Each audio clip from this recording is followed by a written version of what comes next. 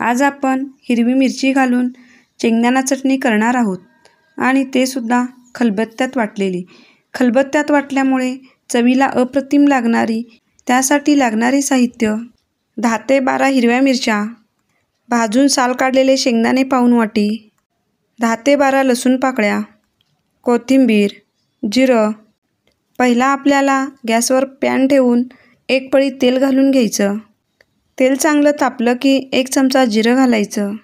जिरं चांगलं तडतडलं की 10 ते 12 मिरच्या घालायच्या।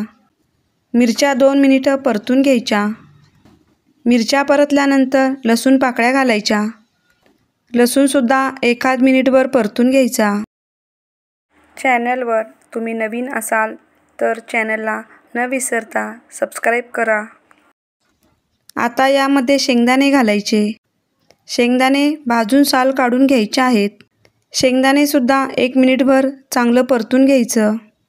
शेंगदाणे आपण भाजून घेतल्यामुळे जास्त परतून घ्यायची गरज नाही। 1 मिनिटभरच परतून घ्यायचे आणि गॅस बंद करायचा। चवीनुसार मीठ घालायचं।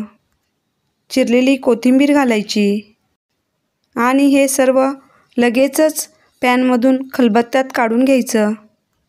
म्हणजे थोडं गरम असतानाच वाटल्यामुळे लवकर बारीक होतं।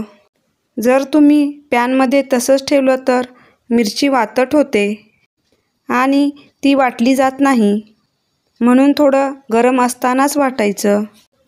ही चटणी थोडी तिखटच छान लागते।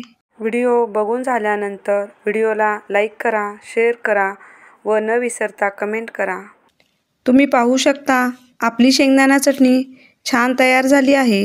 तुम्हीसुद्धा अशा पद्धतीने खलबत्त्यात चटणी बनवून बघा, तुम्हाला नक्की आवडेल।